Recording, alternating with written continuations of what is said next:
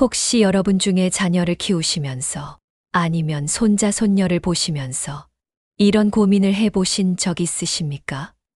내가 이 아이에게 해줄 수 있는 게 뭐가 있을까? 어떻게 하면 이 아이가 고생하지 않고 살 수 있을까? 저 역시 오랜 세월 많은 분들을 만나 뵙고 상담을 해드리면서 정말 많은 부모님들께서 이런 말씀을 하시는 걸 들었습니다. 스님, 저는 우리 아이가 제가 겪었던 고생은 하지 않았으면 좋겠어요. 제가 할 수 있는 건 다 해주고 싶어요. 그런데 말입니다. 오늘 여러분과 함께 나누고 싶은 이야기가 하나 있습니다. 바로 엄마가 다 해줄게의 결말은 자식이 스스로 설 힘을 잃게 만드는 겁니다. 처음부터 너무 직설적인 말씀을 드려서 놀라셨나요? 하지만 이것은 저만의 생각이 아닙니다. 부처님께서도 그리고 우리가 존경하는 법정 스님께서도 늘 강조하셨던 말씀이기도 합니다. 몇 년 전 일입니다. 한 어머니께서 저를 찾아오셨습니다. 60대 중반의 그 어머니는 눈물을 글썽이며 이런 말씀을 하셨습니다.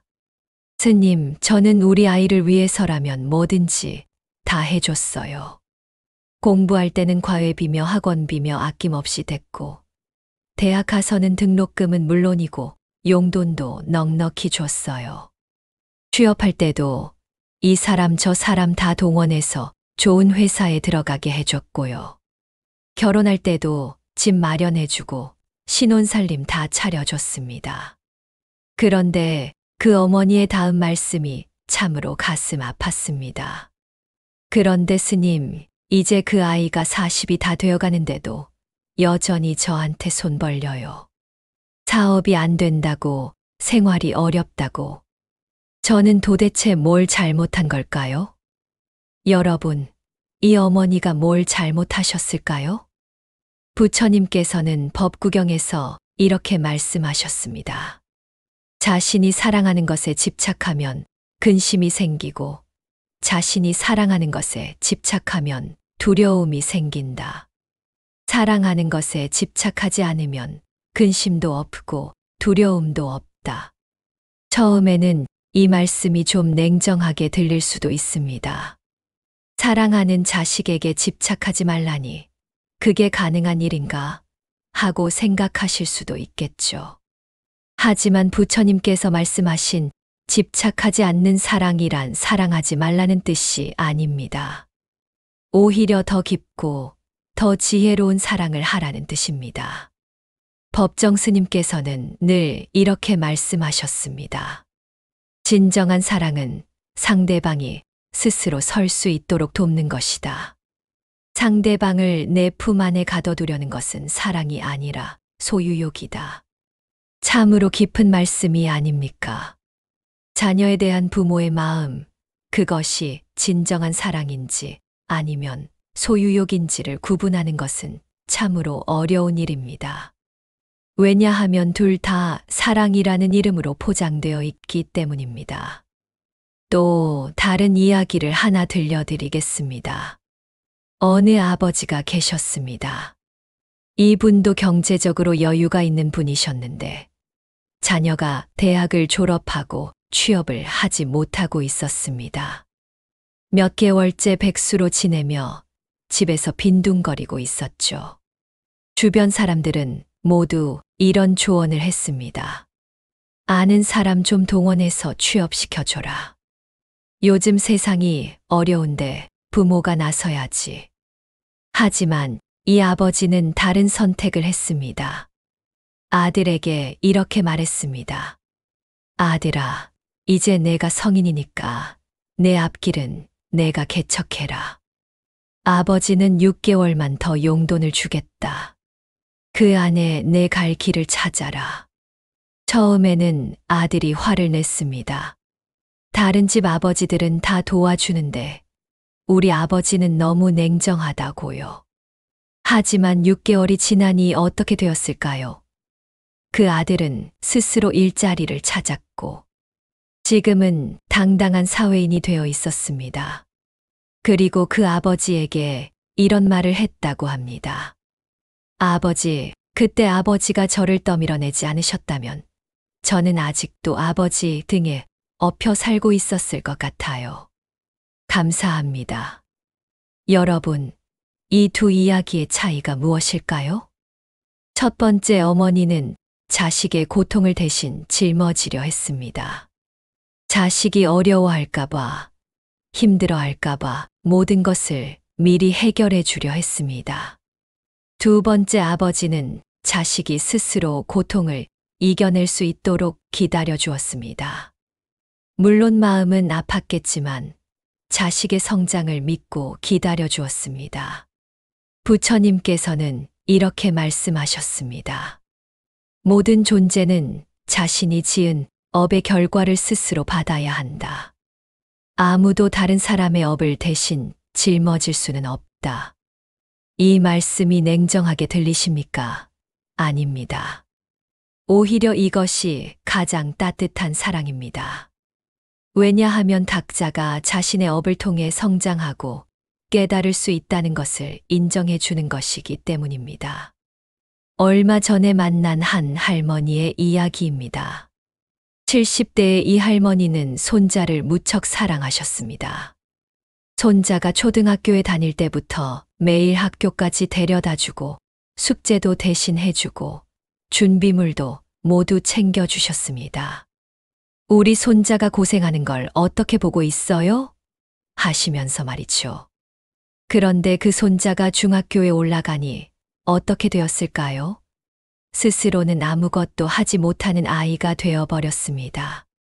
숙제는 물론이고 자기 가방 챙기는 것도 제대로 하지 못하고 조금만 어려운 일이 생기면 금세 포기해버리는 아이가 되었습니다. 그때서야 그 할머니가 깨달으셨습니다. 아, 내가 손자를 사랑한다고 하면서 사실은 망치고 있었구나. 법정 스님께서는 무소유에서 이런 말씀을 하셨습니다. 참새가 제 새끼를 사랑하되 언제까지나 품 안에 두지 않는다. 때가 되면 둥지에서 떠밀어 날도록 한다. 그것이 진정한 사랑이다. 참으로 지혜로운 말씀이 아닙니까? 자연을 보십시오. 어미 독수리는 새끼가 날 수 있을 때가 되면 높은 절벽에서 새끼를 떨어뜨립니다. 새끼가 스스로 날개를 펼칠 수밖에 없도록 말입니다. 언뜻 보면 잔인해 보이지만 그것이야말로 새끼를 진정으로 사랑하는 방법입니다. 만약 어미 독수리가 우리 새끼가 떨어질까봐 무서워라고 하면서 계속 품 안에만 둔다면 어떻게 될까요? 그 새끼는 평생 날지 못하는 새가 될 것입니다. 한 어머니가 있었습니다. 이 어머니는 아들이 태어날 때부터 극진히 보살폈습니다. 아이가 넘어질까봐 항상 손을 잡고 다녔고, 아이가 다칠까봐 위험한 일은 절대 하지 못하게 했습니다. 다른 아이들이 흙을 만지며 놀 때도 더러우니까 하지 마라고 했고, 다른 아이들과 다툴 때도 항상 아들 편을 들어주었습니다. 아이가 학교에 가서도 마찬가지였습니다. 선생님께 미안한 말을 들을까봐 숙제를 대신 해주고 친구들과의 관계에서도 항상 개입해서 해결해 주었습니다. 그렇게 자란 그 아이는 어른이 되어 어떻게 되었을까요? 스스로 결정하는 것을 두려워하는 사람이 되었습니다. 조금만 어려운 일이 생기면 엄마, 어떻게 해야 하지? 라고 묻는 30대가 되었습니다. 그 어머니는 지금도 후회하고 계십니다. 내가 사랑한다고 하면서 우리 아이의 날개를 꺾어버렸구나 라고 말입니다. 부처님께서는 중도에 대해 이렇게 말씀하셨습니다. 편을 너무 팽팽하게 당기면 끊어지고 너무 느슨하게 하면 소리가 나지 않는다. 적당히 당겨야 아름다운 소리가 난다. 자녀 교육도 마찬가지입니다. 너무 엄격하게만 해서도 안 되고 너무 느슨하게 해서도 안 됩니다. 사랑과 엄격함의 조화, 도움과 독립의 균형이 필요합니다. 한 어머니의 이야기를 더 들려드리겠습니다. 이 어머니에게는 두 아들이 있었습니다. 큰 아들은 공부를 잘했지만 작은 아들은 그렇지 못했습니다. 주변 사람들은 작은 아들에게 더 신경 써라, 과외도 시키고 학원도 더 보내라고 했습니다. 하지만 이 어머니는 다르게 생각했습니다. 우리 작은 아들은 공부보다는 다른 재능이 있을 거야. 그 아이만의 길을 찾아주자. 그래서 작은 아들이 요리에 관심을 보이자 요리를 배우도록 도왔고, 그 아이가 요리사가 되고 싶어 하자 응원해 주었습니다. 지금 그 작은 아들은 유명한 요리사가 되어 있습니다. 그리고 이런 말을 합니다. 어머니가 저를 다른 아이들과 똑같이 만들려고 하지 않고 저만의 길을 찾도록 도와주셨기 때문에 지금의 제가 있는 것 같아요. 여러분, 진정한 사랑에는 조건이 있습니다. 첫째, 상대방을 있는 그대로 받아들이는 것입니다. 둘째, 상대방이 스스로 성장할 수 있도록 기다려주는 것입니다. 셋째, 때로는 아픈 마음을 참고 놓아주는 것입니다. 법정 스님께서는 이렇게 말씀하셨습니다. 사랑은 움켜쥐는 것이 아니라 놓아주는 것이다. 진정으로 사랑한다면 상대방의 자유를 인정해 주어야 한다. 한 아버지가 계셨습니다. 딸이 대학교를 졸업하고 취업을 하려고 하는데 딸이 선택한 직업이 아버지 마음에 들지 않았습니다. 그런 일을 하면 돈도 많이 못 벌고 힘들 텐데 차라리 공무원이나 대기업에 들어가라고 했습니다. 하지만 딸은 자신이 하고 싶은 일이 따로 있다고 했습니다. 사회복지사가 되어서 어려운 사람들을 도와주고 싶다고 했습니다. 처음에는 아버지가 반대했습니다. 하지만 시간이 지나면서 아버지는 깨달았습니다. 내가 딸을 사랑한다면 딸의 꿈을 응원해 주어야 하는 것 아닌가. 그래서 아버지는 딸에게 이렇게 말했습니다. 내가 정말 하고 싶은 일이라면 아버지가 응원할게. 비록 경제적으로는 어려울 수도 있지만 내가 보람을 느끼며 살 수 있다면 그것으로 충분하다. 지금 그 딸은 사회복지사로 일하며 정말 행복하게 살고 있습니다. 그리고 그 아버지에게 늘 감사하다고 합니다. 부처님께서 가르치신 연기법을 보면 모든 존재는 서로 연결되어 있지만 동시에 각자 독립적인 존재라고 했습니다. 부모와 자식의 관계도 마찬가지입니다. 분명히 연결되어 있지만 각자 독립적인 존재입니다. 자식은 부모의 소유물이 아니라 독립적인 한 사람의 인격체입니다. 이것을 인정하는 것, 그것이 진정한 사랑의 시작입니다. 한 할아버지의 이야기입니다. 이 할아버지에게는 10살 된 손자가 있었습니다. 손자가 자전거를 타고 싶어 했는데 계속 넘어지기만 했습니다. 옆에서 지켜보던 할머니는 위험하니까 그만하라고 했고, 다른 가족들도 다칠 수 있으니까 좀 더 커서 하자고 했습니다. 하지만 할아버지는 달랐습니다. 손자에게 이렇게 말했습니다. 넘어져도 괜찮다. 넘어지는 것도 배우는 과정이야. 할아버지가 옆에서 지켜볼 테니까 계속 해보렴. 손자는 수십 번을 넘어졌습니다. 무릎도 까지고 손바닥도 까졌습니다. 하지만 포기하지 않았습니다. 그리고 마침내 자전거를 탈 수 있게 되었습니다. 그때 그 손자의 얼굴에 떠오른 기쁨과 자신감을 할아버지는 평생 잊지 못한다고 했습니다. 할아버지, 저 혼자 할 수 있어요.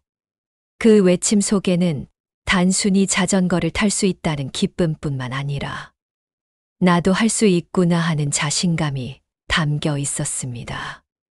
법정 스님께서 강조하신 무소유 정신, 이것은 자녀에 대한 사랑에도 적용됩니다. 자식을 소유하려 하지 말라는 것입니다. 자식의 인생을 내 뜻대로 만들려 하지 말라는 것입니다. 무소유란 아무것도 갖지 않는 것이 아니라 무엇에도 얽매이지 않는 것이다. 자식에 대한 사랑도 마찬가지입니다. 사랑하되 집착하지 말고, 도와주되 의존하게 만들지 말고, 보호해주되 스스로 설 수 있는 힘을 길러주어야 합니다. 어느 어머니가 딸의 결혼 문제로 고민이 많았습니다. 딸이 데려온 남자가 마음에 들지 않았던 것입니다. 그 남자는 안 되겠다. 경제적으로도 불안정하고 성격도 하면서 반대했습니다. 하지만 딸은 그 남자와 결혼하겠다고 고집을 부렸습니다. 어머니는 밤잠을 이루지 못했습니다. 내가 반대하는데도 딸이 고집을 부리네. 나중에 후회하면 어떻게 하나. 그때 어느 스님이 이런 조언을 해주셨습니다. 어머니, 딸이 선택한 것입니다. 설령 그것이 실수라 하더라도 딸이 스스로 경험하고 배워야 할 것입니다. 어머니가 모든 실수를 미리 막아줄 수는 없습니다. 어머니는 마음을 비우고 딸의 결혼을 허락해 주었습니다. 그런데 신기하게도 딸의 결혼 생활이 생각보다 잘 되어 갔습니다. 어머니 눈에는 부족해 보였던 그 남자가 딸에게는 정말 좋은 남편이었던 것입니다. 어머니는 나중에 이렇게 말씀하셨습니다. 내가 내 기준으로만 판단했구나. 딸에게는 딸만의 행복이 있는 거였어. 여러분, 자식을 진정으로 사랑한다면 때로는 놓아주는 용기가 필요합니다. 부처님께서는 이렇게 말씀하셨습니다. 집착에서 벗어나야 진정한 자유가 있다. 자식에 대한 과도한 집착에서 벗어날 때 비로소 자식도 자유로워지고 부모도 자유로워집니다. 한 아버지가 아들의 사업 실패를 지켜보았습니다. 아들이 사업을 시작한다고 할 때부터 아버지는 걱정이 많았습니다. 경험도 없는데 괜찮을까? 실패하면 어떻게 하나? 하지만 아버지는 아들을 믿고 기다려 주었습니다. 결국 아들의 사업은 실패했습니다. 아들은 많은 빚을 지게 되었고 깊은 좌절에 빠졌습니다. 주변 사람들은 아버지에게 그때 말렸어야지라고 했습니다. 하지만 아버지는 아들에게 이렇게 말했습니다. 아들아, 실패가 끝이 아니다. 이번 경험을 통해 내가 많은 것을 배웠을 거야. 다시 일어서면 된다. 아들은 그 실패 경험을 통해 정말 많은 것을 배웠습니다. 그리고 더 신중하고 지혜로운 사람이 되었습니다. 지금은 다시 사업을 시작해서 성공적으로 운영하고 있습니다. 아들은 아버지에게 늘 고맙다고 합니다. 아버지가 그때 제 실패를 지켜봐 주시고 다시 일어설 수 있도록 격려해 주셨기 때문에 지금의 제가 있는 것 같아요. 법정 스님께서는 침묵의 중요성에 대해서도 말씀하셨습니다. 때로는 말하지 않는 것이 더 큰 사랑일 수 있다고 하셨습니다.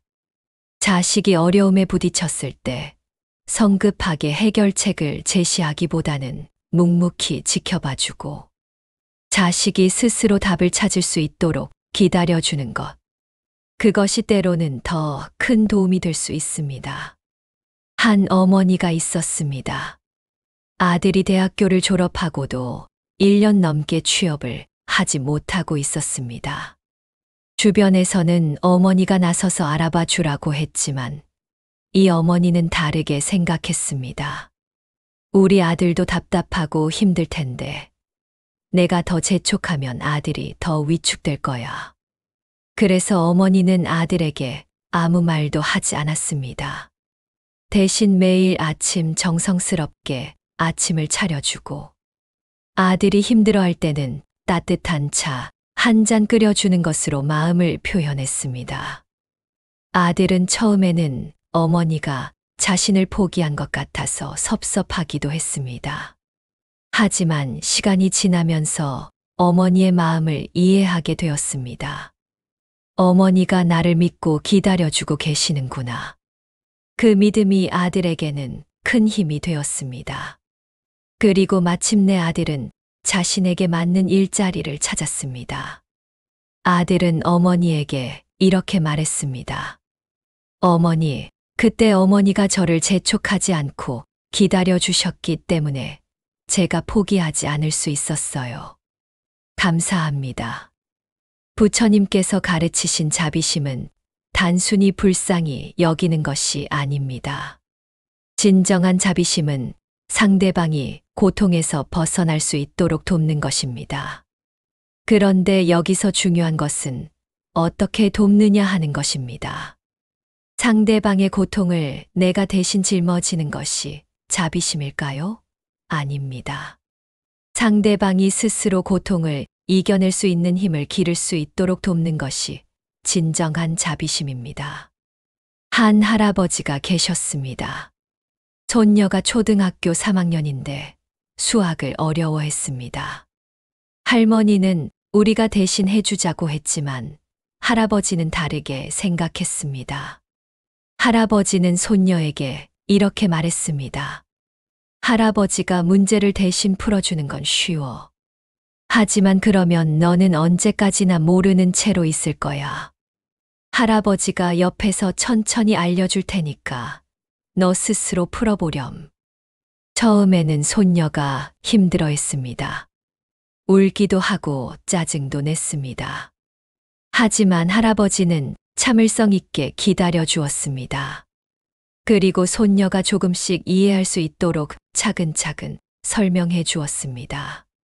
시간은 오래 걸렸지만 마침내 손녀가 스스로 문제를 풀 수 있게 되었습니다. 그때 손녀의 얼굴에 떠오른 기쁨을 할아버지는 지금도 생생히 기억하고 계십니다. 할아버지, 제가 혼자 다 풀었어요. 그 외침 속에는 단순히 문제를 풀었다는 기쁨뿐만 아니라 나도 할 수 있구나 하는 자신감이 담겨 있었습니다. 법정 스님께서는 이렇게 말씀하셨습니다. 물고기를 잡아주면 하루를 먹을 수 있지만 물고기 잡는 법을 가르쳐주면 평생을 먹을 수 있다. 자녀에 대한 사랑도 마찬가지입니다. 당장의 어려움을 해결해 주는 것보다는 앞으로 어려움이 생겼을 때 스스로 해결할 수 있는 능력을 길러주는 것이 더 중요합니다. 한 부모가 있었습니다. 아들이 고등학교 3학년이 되어 진로를 결정해야 하는 시기였습니다. 부모는 아들이 의사가 되기를 원했습니다. 안정적이고 사회적으로 인정받는 직업이라고 생각했기 때문입니다. 하지만 아들은 음악을 하고 싶어 했습니다. 음악은 불안정하다. 나중에 후회할 것이다 라고 부모는 반대했습니다. 하지만 시간이 지나면서 부모는 깨달았습니다. 우리가 아들의 인생을 대신 살아줄 수는 없구나. 아들이 선택한 길에서 행복을 찾을 수 있도록 도와주는 것이 진정한 사랑이 아닐까. 그래서 부모는 아들에게 이렇게 말했습니다. 내가 정말 음악을 하고 싶다면 해보렴. 대신 최선을 다해서 해야 한다. 그리고 어려움이 있어도 내가 선택한 길이니까 끝까지 책임져야 한다.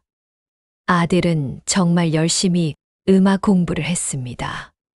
그리고 지금은 음악 교사로 일하며 정말 행복하게 살고 있습니다. 아들은 부모에게 늘 감사하다고 합니다. 부모님이 제 선택을 믿어주시고 응원해 주셔서 지금의 제가 있는 것 같아요. 여러분, 진정한 사랑의 결과는 무엇일까요? 상대방이 나에게 의존하게 되는 것일까요? 아닙니다. 진정한 사랑의 결과는 상대방이 독립적이고 당당한 사람으로 성장하는 것입니다. 부처님께서는 이렇게 말씀하셨습니다. 모든 존재는 본래 부처의 성품을 가지고 있다. 다만 그것을 깨닫지 못할 뿐이다. 우리 자녀들도 마찬가지입니다. 각자 고유한 능력과 가능성을 가지고 있습니다. 우리가 해야 할 일은 그 가능성을 꽃 피울 수 있도록 도와주는 것입니다. 한 어머니의 고백을 들려드리겠습니다. 이 어머니는 딸을 키우면서 정말 많은 것을 해주었습니다. 공부는 물론이고 친구 관계까지 모두 관리해 주었습니다. 딸이 친구와 다투면 상대방 어머니에게 전화를 걸어서 해결해 주고, 딸이 숙제를 못하면 대신해 주고, 딸이 어려워하는 일이 있으면 모든 것을 대신 처리해 주었습니다. 그런데 딸이 대학생이 되어서도 여전히 혼자서는 아무것도 하지 못했습니다. 조금만 어려운 일이 생기면 엄마, 어떻게 해야 하지? 라고 물었습니다. 그때서야 어머니가 깨달았습니다. 아, 내가 딸을 사랑한다고 하면서 사실은 딸의 성장을 방해하고 있었구나. 어머니는 딸에게 솔직하게 말했습니다. 엄마가 잘못했다. 내가 스스로 할 수 있는 일까지 엄마가 대신 해줬구나. 이제부터는 내가 스스로 해보렴. 엄마는 정말 필요할 때만 도와줄게. 처음에는 딸이 힘들어했습니다. 하지만 시간이 지나면서 딸은 조금씩 혼자서도 할 수 있는 일들이 늘어났습니다. 그리고 지금은 당당하고 독립적인 여성으로 성장했습니다. 딸은 어머니에게 이렇게 말했습니다. 엄마, 처음에는 왜 갑자기 저를 혼자 두시나 싶었는데, 지금 생각해보니 그때가 제가 진짜로 성장하기 시작한 때인 것 같아요. 법정 스님께서 강조하신 방아착 정신을 아십니까? 내려놓으라는 뜻입니다. 자녀에 대한 과도한 걱정, 과도한 개입, 과도한 보호. 이 모든 것을 내려놓으라는 말씀입니다. 내려놓는다는 것은 포기하는 것이 아니라 더 큰 사랑으로 감싸 안는 것이다. 법정 스님의 이 말씀 속에 진정한 부모의 사랑이 담겨 있습니다. 한 아버지의 이야기입니다. 아들이 고등학교를 졸업하고 대학에 가지 않겠다고 했습니다. 1년간 아르바이트를 하면서 자신이 정말 하고 싶은 일이 무엇인지 찾아보겠다고 했습니다. 주변 사람들은 모두 반대했습니다. 요즘 같은 세상에 대학을 안 가면 어떻게 하냐? 나중에 후회할 것이다 라고 했습니다. 아버지도 처음에는 걱정이 많았습니다. 하지만 아들의 진지한 모습을 보고 마음을 바꿨습니다. 알겠다. 1년을 주겠다. 대신 그 1년 동안 정말 열심히 고민하고 경험해봐라. 아들은 정말 다양한 일을 해봤습니다. 카페에서 일하기도 하고, 공장에서 일하기도 하고, 봉사활동도 해봤습니다. 그리고 1년 후 아들은 자신이 정말 하고 싶은 일을 찾았습니다. 사회복지 분야에서 일하고 싶다는 것을 깨달았습니다. 아들은 대학에 들어가서 사회복지학을 전공했고, 지금은 사회복지사로 일하며 정말 보람있게 살고 있습니다. 아들은 아버지에게 늘 고맙다고 합니다. 아버지가 저에게 시간을 주시고 기다려 주셔서 제가 진짜 하고 싶은 일을 찾을 수 있었어요. 부처님께서 가르치신 팔정도를 보면 그 첫 번째가 정견, 즉 올바른 견해입니다. 자녀 교육에서도 올바른 견해가 필요합니다. 자녀는 나의 소유물이 아니라 독립적인 존재라는 견해. 자녀의 행복은 내가 정해주는 것이 아니라 자녀 스스로 찾아가는 것이라는 견해. 진정한 사랑은 해주는 것이 아니라 스스로 할 수 있도록 돕는 것이라는 견해. 이런 올바른 견해를 가질 때 비로소 진정한 사랑을 할 수 있습니다. 한 할머니의 이야기입니다. 손자가 초등학교에 들어갔는데 다른 아이들보다 공부를 못했습니다.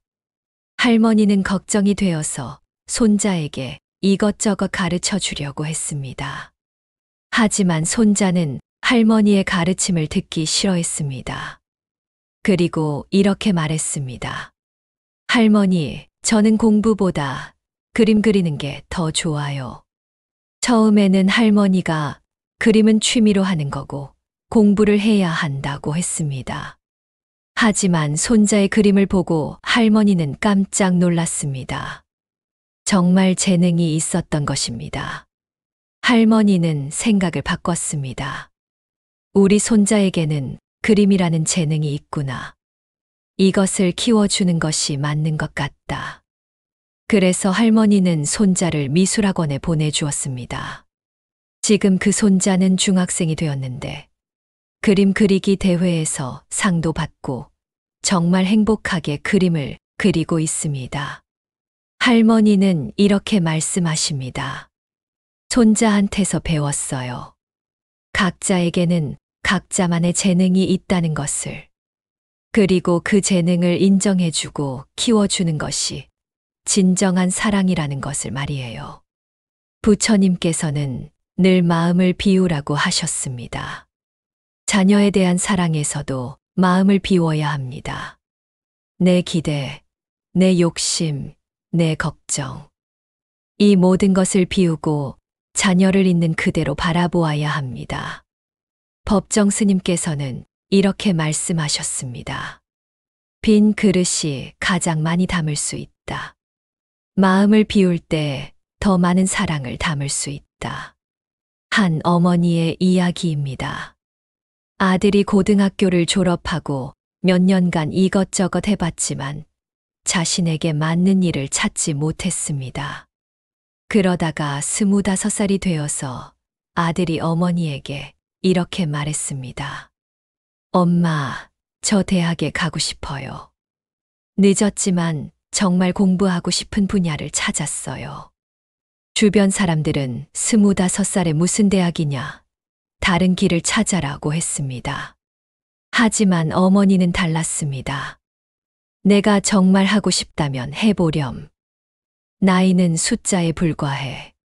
중요한 건 내가 진심으로 원하는 것이냐 하는 거야. 아들은 정말 열심히 공부해서 대학에 들어갔습니다. 다른 학생들보다 나이는 많았지만 그 누구보다 열심히 공부했습니다.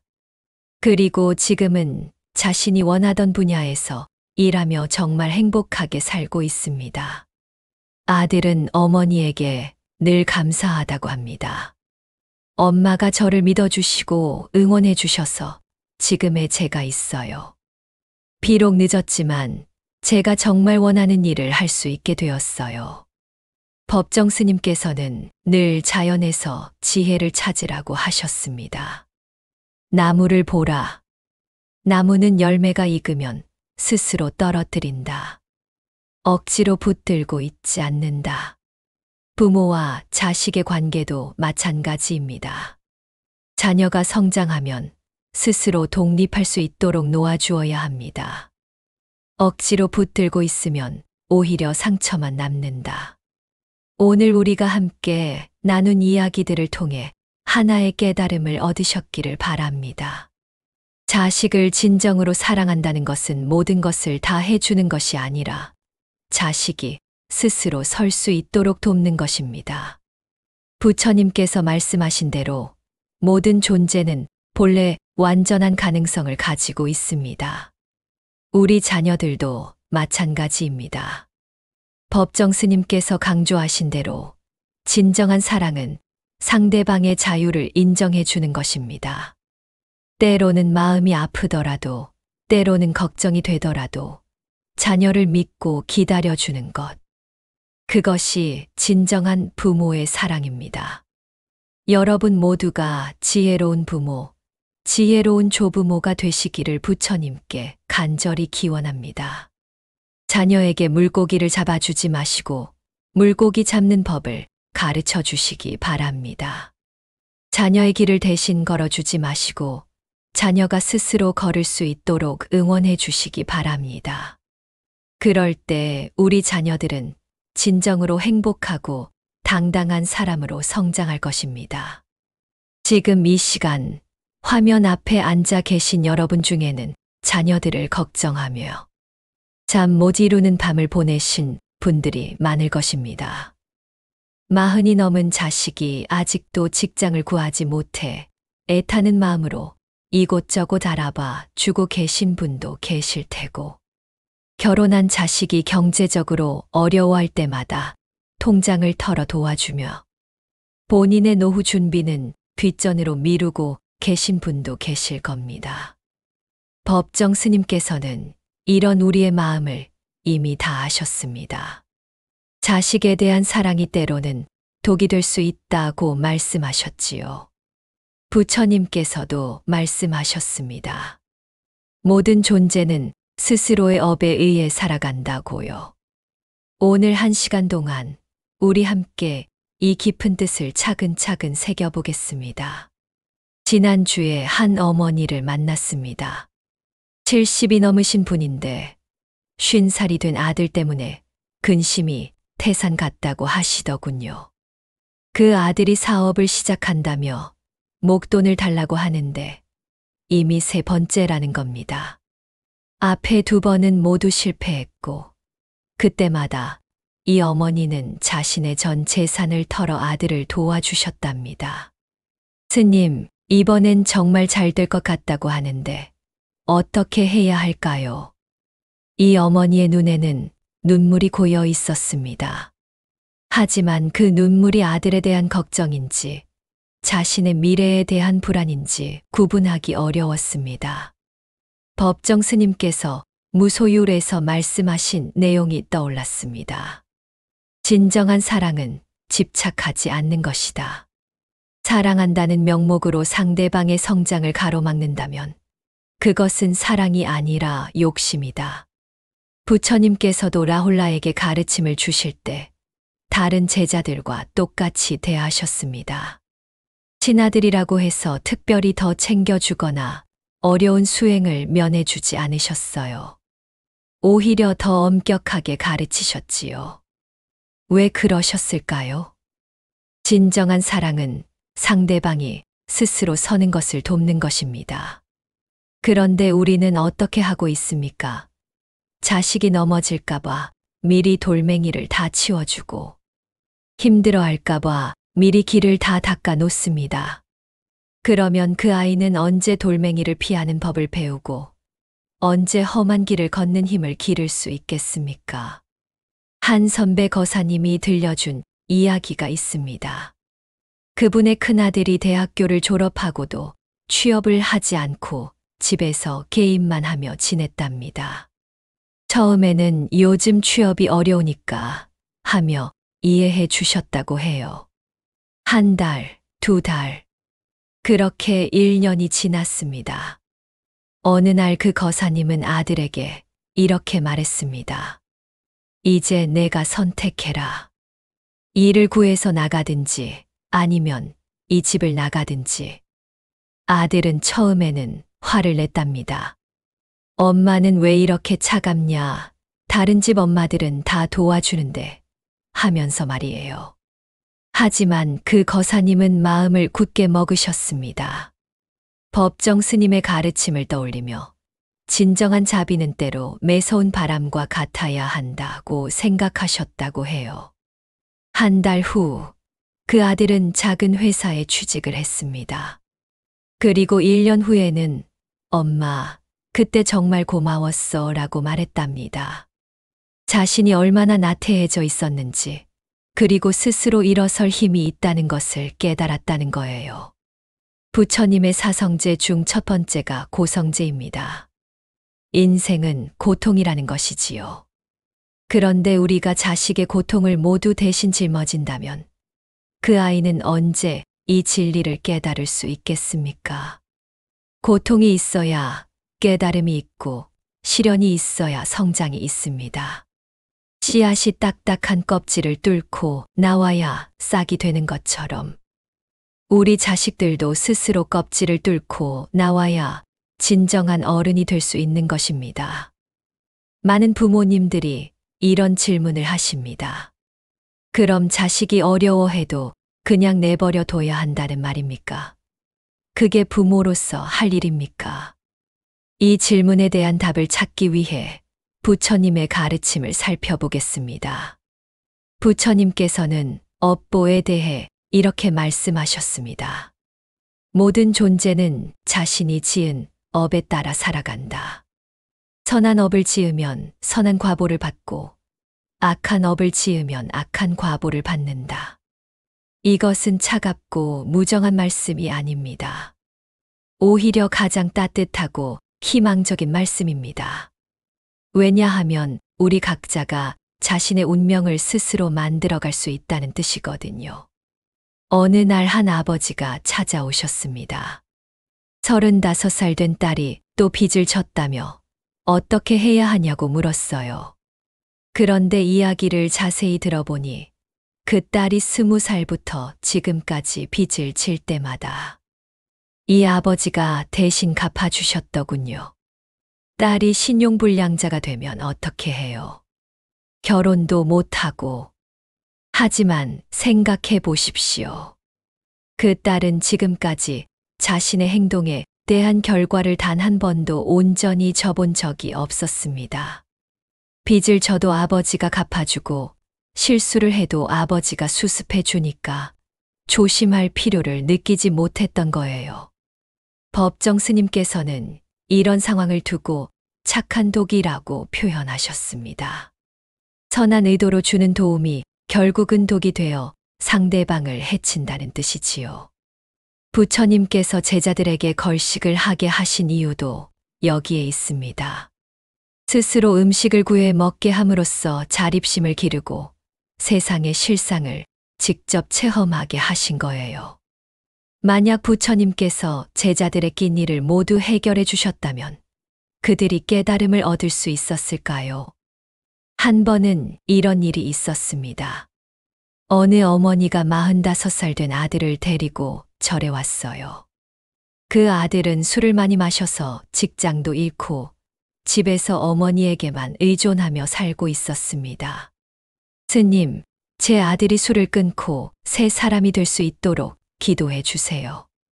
그런데 그 아들은 어머니 뒤에 서서 시큰둥한 표정을 짓고 있었어요. 진정으로 변화를 원하는 건 어머니뿐이었던 거죠. 저는 그 어머니에게 이렇게 말했습니다. 어머님, 기도는 제가 해드릴 수 있습니다. 하지만 변화는 그분 스스로 해야 합니다. 어머님이 대신 할 수는 없어요. 인과응보의 법칙은 개인적인 것입니다. 내가 지은 업은 내가 받고 아들이 지은 업은 아들이 받아야 해요. 물론 부모로서 조언할 수는 있고 방향을 제시할 수도 있습니다. 하지만 직접 대신 짊어질 수는 없어요. 그렇다면 우리는 자식이 고통받는 것을 그냥 지켜봐야 할까요? 부처님께서는 자비에 대해 이렇게 말씀하셨습니다. 자비란 상대방의 고통을 덜어주려는 마음이다. 하지만 진정한 자비는 상대방이 스스로 고통에서 벗어날 수 있도록 돕는 것이다. 여기서 중요한 건 스스로라는 말입니다. 우리가 해줄 수 있는 일은 방법을 알려주는 것이지 대신해 주는 것이 아니에요. 한 거사님이 이런 경험을 들려주셨습니다. 아들이 사업을 망해서 큰 빚을 졌을 때 처음에는 도와주려고 했답니다. 하지만 법정 스님의 법문을 듣고 생각을 바꿨어요. 대신 아들에게 이렇게 말했습니다. 아들아, 아버지가 내 빚을 갚아줄 수는 없다. 하지만 내가 새로 시작할 수 있도록 작은 일자리는 소개해 줄 수 있어. 처음에 아들은 실망했지만 결국 그 작은 일부터 시작해서 차근차근 빚을 갚아 나갔습니다. 그리고 지금은 그때 아버지가 빚을 갚아주셨다면 저는 지금도 똑같은 실수를 반복했을 겁니다. 라고 말한답니다. 법정 스님께서 어느 법문에서 이런 말씀을 하셨습니다. 사랑한다는 것은 상대방을 내 뜻대로 만들려는 것이 아니라 상대방이 본래의 모습대로 살 수 있도록 돕는 것이다. 이 말씀을 처음 들었을 때 많은 분들이 당황하십니다. 우리가 지금까지 생각해온 사랑과는 너무 다르니까요. 우리는 사랑한다면 뭐든지 해주는 것이라고 생각해왔거든요. 하지만 부처님의 사랑을 보십시오. 부처님께서는 중생들을 사랑하셨지만 억지로 깨달음을 주시지는 않으셨어요. 스스로 깨달을 수 있도록 방법만 가르쳐 주셨습니다. 고기를 주신 게 아니라 낚시하는 법을 알려주신 거예요. 어느 날 한 할머니가 손자 이야기로 고민을 털어놓으셨습니다. 대학생인 손자가 용돈을 달라고 할 때마다 주시는데 그 돈으로 게임을 하고 술을 마신다는 걸 아시게 됐다는 거예요. 다른 할머니들은 손자에게 용돈도 못 준다고 구박받는다는데 저는 오히려 너무 많이 줘서 문제가 됐네요. 이 할머니의 마음이 얼마나 아프셨을까요? 사랑으로 한 일이 도리어 손자를 망치고 있다는 걸 알게 되셨으니까요. 저는 그 할머니께 법정 스님의 이야기를 들려드렸습니다. 법정 스님께서 젊었을 때 어머니가 돌아가시면서 남겨주신 재산을 모두 절에 시주하셨다고 해요.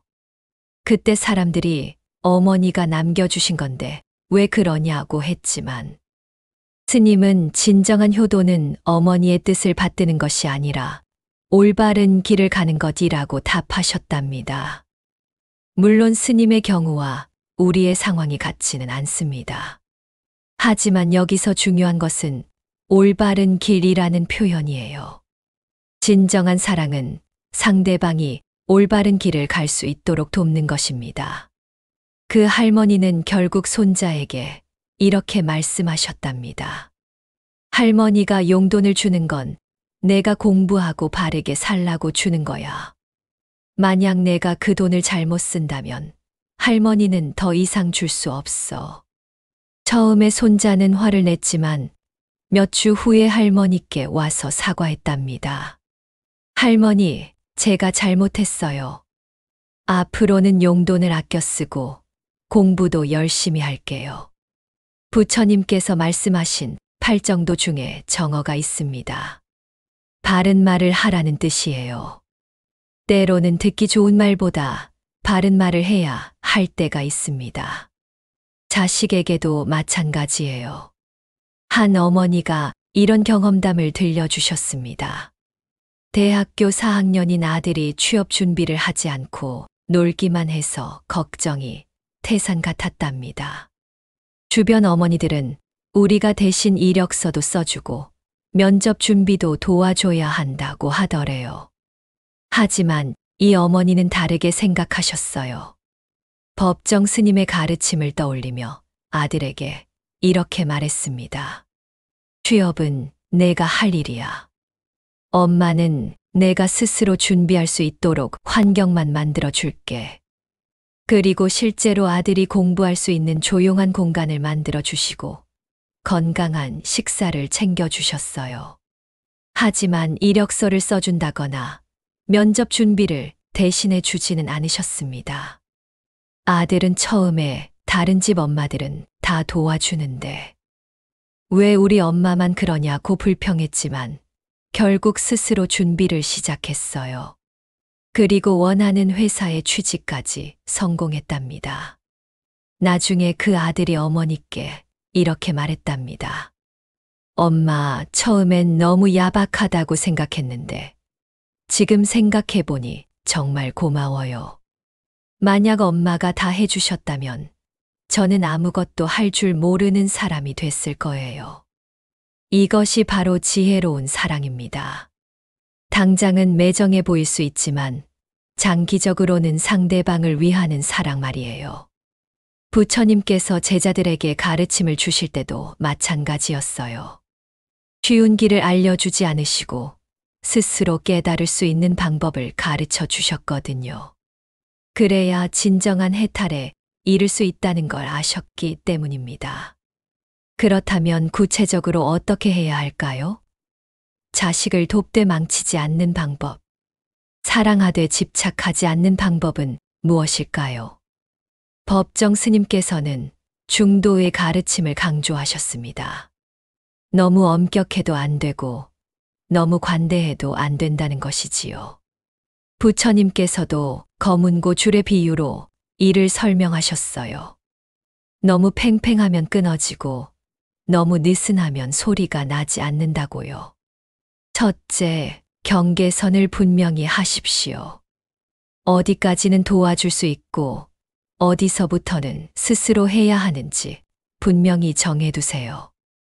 그리고 이 경계선을 자식들과 함께 대화를 통해 정하는 것이 좋습니다. 한 아버지가 이런 경험을 들려주셨어요. 대학생인 딸에게 매월 일정에게 생활비를 주면서 이렇게 약속했답니다. 이 돈은 내가 공부하고 건전한 생활을 하라고 주는 거야. 만약 이 돈이 부족하면 내가 아르바이트를 해서 벌어야 해. 처음에 딸은 다른 집 아빠들은 더 많이 준다고 불평했지만 아버지는 흔들리지 않으셨어요. 대신 돈이 부족하면 합리적인 아르바이트를 소개해 줄 수는 있다고 말씀하셨습니다. 그 결과 딸은 카페에서 아르바이트를 시작했고 돈의 소중함을 알게 됐답니다.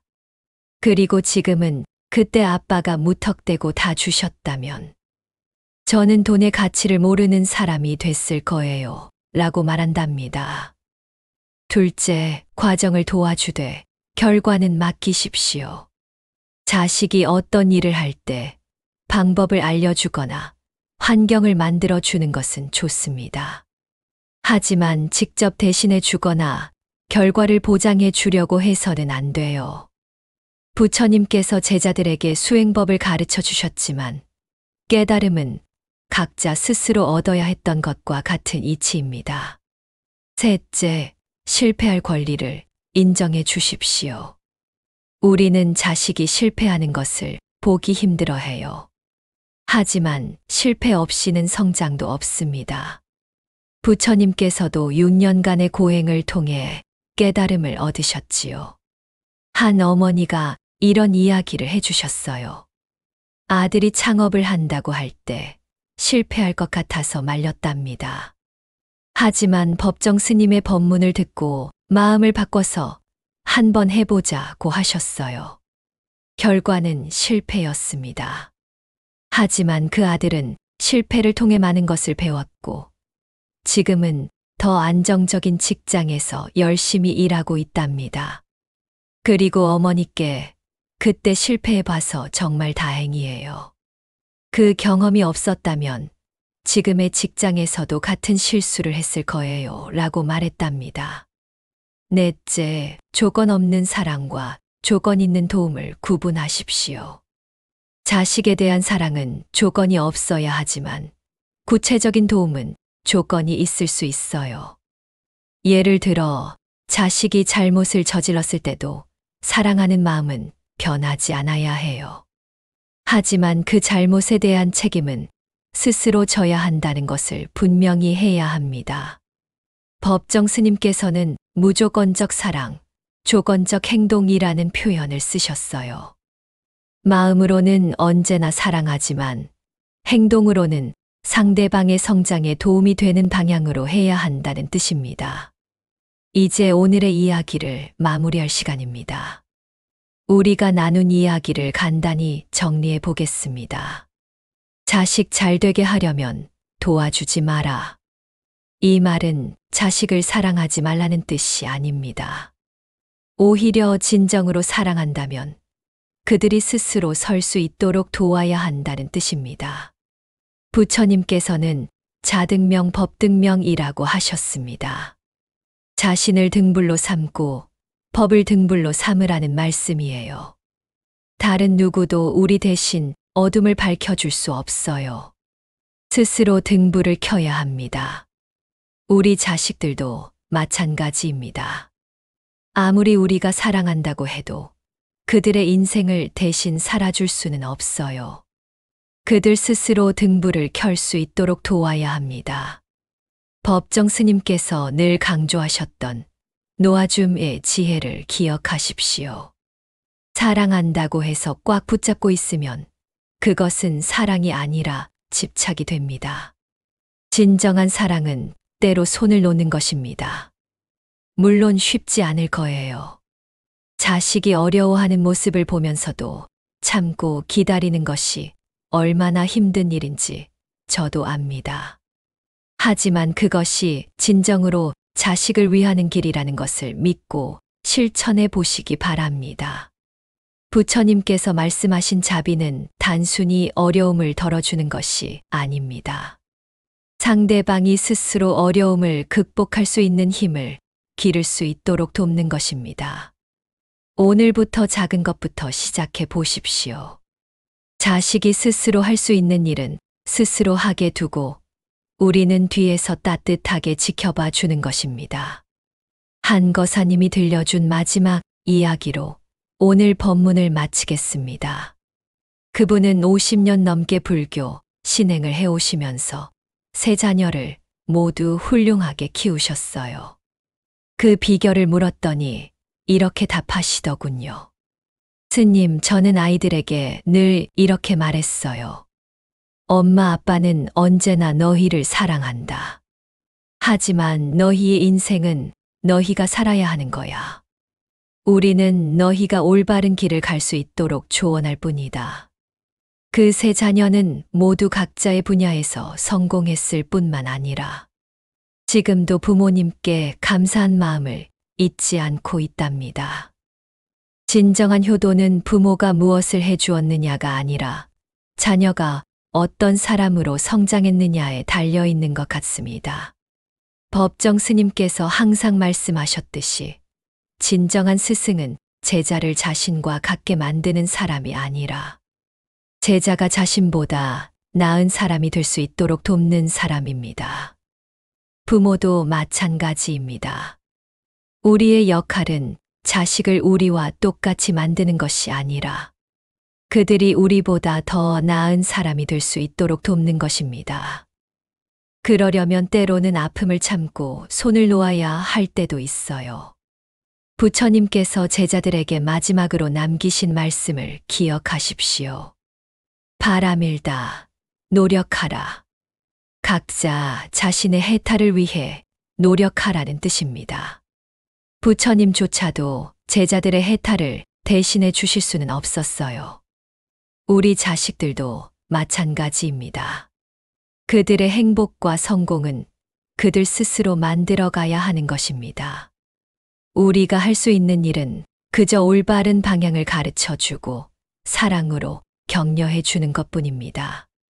오늘 이 시간이 여러분에게 작은 깨달음의 시간이 되었기를 바랍니다. 그리고 앞으로 자녀들과의 관계에서 진정한 사랑이 무엇인지 실천해 나가시길 바라겠습니다. 자식을 진정으로 사랑한다면 그들이 스스로 날 수 있도록 날개를 키워 주십시오. 그리고 때가 되면 과감히 둥지에서 밀어내 주십시오. 그것이 진정한 부모의 사랑입니다. 부처님의 자비가 여러분과 여러분의 가족들에게 함께 하시길 기원하며 오늘 긴 시간 함께 해주신 모든 분들께 깊이 감사드립니다. 나무 아미타불, 나무 아미타불, 나무 아미타불.